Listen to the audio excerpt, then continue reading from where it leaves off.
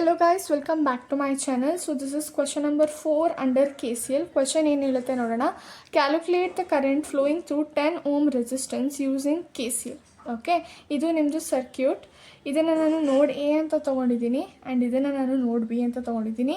ನೋಡ್ ಬಿ ಬಂದು ಗ್ರೌಂಡೆಡ್ ಇರುತ್ತೆ. ಇಲ್ಲಿ ಯಾವುದೇ ನೋಡ್ಸ್ ಇದ್ರೂ ಅದೆಲ್ಲ ಗ್ರೌಂಡೆಡ್ ಇರುತ್ತೆ. Okay, fine. ಈಗ ಕರೆಂಟ್ ಡೈರೆಕ್ಷನ್ ತೊಗೊಬೇಕು. ಓಕೆ, ಕರೆಂಟ್ ಡೈರೆಕ್ಷನ್ನ ನಾವು ಎಂಟರಿಂಗ್ ಆದರೂ ತೊಗೋಬೋದು, ಲಿವಿಂಗ್ ಆದರೂ ತೊಗೋಬೋದು. It is up to you. Okay, but enter ಆಗ್ತಾ ಇರೋ ಕರೆಂಟ್ನ ನಾವು ನೆಗೆಟಿವಲ್ಲಿ ತೊಗೋತೀವಿ, ಲಿವಿಂಗ್ ಆಗ್ತಾ ಇರೋ ಕರೆಂಟ್ನ ನಾವು ಪಾಸಿಟಿವಲ್ಲಿ ತೊಗೋತೀನಿ. ಸದ್ಯಕ್ಕೆ ಈ ಕ್ವಶನಲ್ಲಿ ನಾನು ಲಿವಿಂಗ್ ತೊಗೋತಾ ಇದ್ದೀನಿ. ಓಕೆ, ಲಿವಿಂಗ್ ತೊಗೊಂಡ್ರೆ ತುಂಬ ಈಸಿ ಆಗುತ್ತೆ ಬಿಕಾಸ್ ಪಾಸಿಟಿವಲ್ಲಿ ಬರ್ಕೋಬೋದು. Okay, so I1 current leaving ಆಗ್ತಿದೆ, I2 current also leaving, I3 current also leaving. So apply KCL at node A.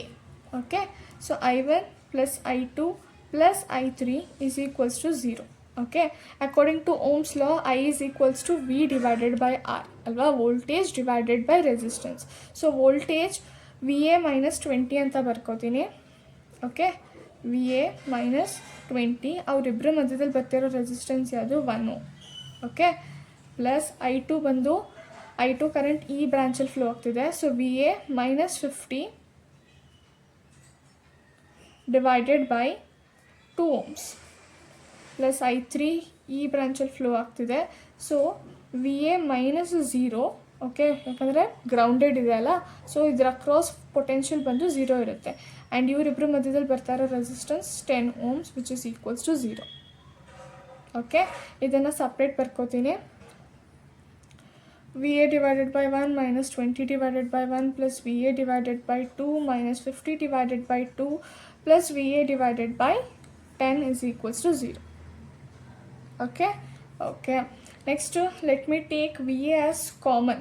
Okay, so VA common ತೊಗೊಂಡ್ರೆ 1 ಡಿವೈಡೆಡ್ ಬೈ 1 ಉಳಿಯುತ್ತೆ, ಇಲ್ಲೂ 1 ಡಿವೈಡೆಡ್ ಬೈ 2 ಆ್ಯಂಡ್ ಇಲ್ಲಿ 1 ಡಿವೈಡೆಡ್ ಬೈ 10 ಉಳಿಯುತ್ತೆ. ಮಿಕ್ಕಿದ್ದು minus 20 divided by 1 minus 50 divided by 2 is equals to 0.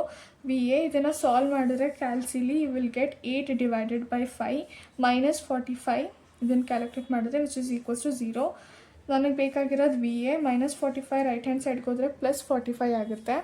Okay, and ಇದನ್ನು ಆ ಕಡೆ ಕಳಿಸಿದ್ರೆ ರೆಸಿಪ್ರೋಕಲ್ ಆಗುತ್ತೆ and you will get answer as 28.125. Since it is voltage, ಅದರದ್ದು SI ಯೂನಿಟ್ V ಅಂತ ಬರೀತೀರಾ. ಓಕೆ, ಕ್ವಶನಲ್ಲಿ ಕೇಳಿರೋದೇನು, calculate current flowing through 10 ohm resistance ಅಲ್ವಾ. So current through 10 ohm resistance, 10 ohm resistance ಅಂತಂದರೆ I3 ಕರೆಂಟ್ ಫ್ಲೋ ಆಗ್ತಿದೆ. See here I3 current. So I3 ಕರೆಂಟ್ಗೆ VA divided by 10 ಅಂತ ಬರ್ಕೊಂಡಿದ್ದೀವಿ. ಸೊ VA ವ್ಯಾಲ್ಯೂ ನಮಗೆ ಈಗ ತಾನೇ ಗೊತ್ತಾಗಿದೆ. So VA values 28.125 divided by 10 and final answer 2.8125 amperes. Okay, this is your final answer.